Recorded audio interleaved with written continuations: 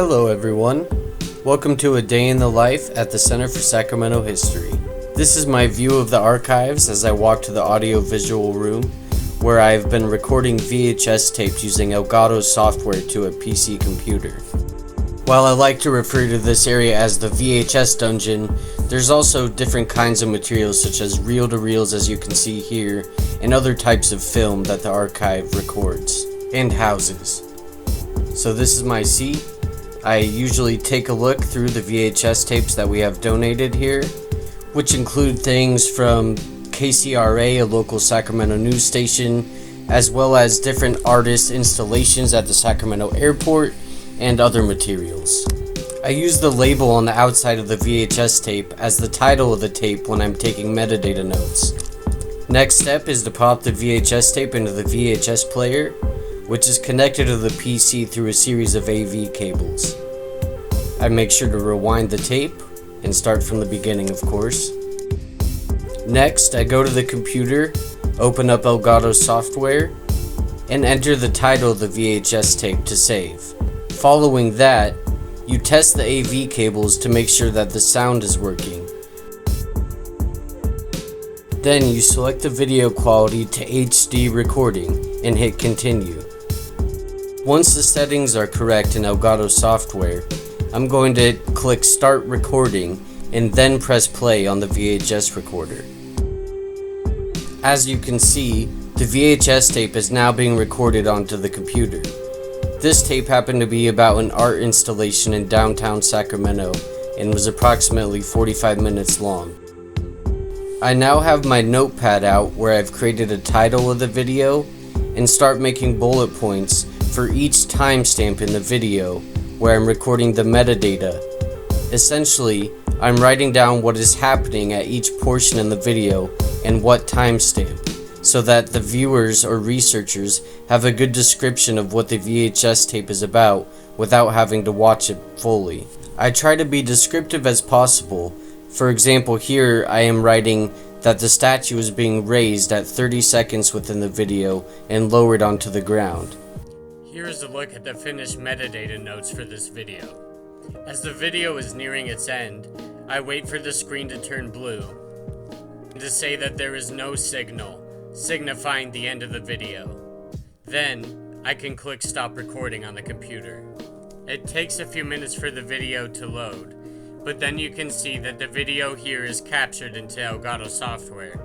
I now can press play to make sure that the audio and video are functioning correctly. Then, it's time to trim the beginning and ending of the video if I recorded any blue screen before or after the video started or stopped playing. Next, I click continue to process the video and save it to the computer.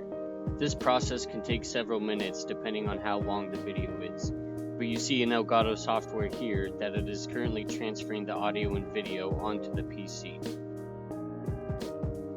Now you can see I have the video in the videos folder on the computer. What I want to do next is transfer it to the external hard drive, which is also uploaded onto an off-site server for best storage practices in case anything were to go wrong at the archive storage. As you can see, it's now processing and saving to the external hard drive, and once this process is finished, I have completed my metadata note taking and VHS capturing. The other project I've been working on is scanning photos on a flatbed scanner from the Sacramento Bee newspaper from various decades. First process is to remove the photo from the archival sleeve, put it on the flatbed Epson scanner,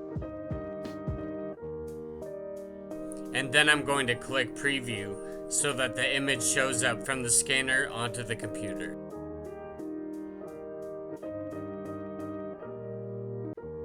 Next, I drag a box around the photo dimensions and click autofocus so that the computer software properly enhances the photo I'm scanning. This part of the process can take several minutes, so here's a stack of some of the other photos I have ready to scan. Then I click scan on the Epson software, and the image is generated into the folder I have saved. This is saved to an external hard drive which has more memory than the computer does itself, and also protects the integrity of the files. This is the whiteboard I refer to the proper scanner settings. We do it in 600 dpi resolution and save the file as a TIFF, which is best practice for long-term preservation storage. We also choose either 16 or 48-bit depending on whether the photograph is black and white or color. And below that is the standard accessioning format that we use to save the file as for metadata purposes. Here's a picture of the Epson scanner I'm using. And this is with the photograph placed on the Epson scanner before I close it. This is the picture in its photograph sleeve with the label on the top right, which I will use to name the file. And this is a look at the finished product of the photo on the computer once I have finished the scanning process. Thank you for following my day in the life at the Center for Sacramento History Archives, and I hope this has been a helpful experience to you.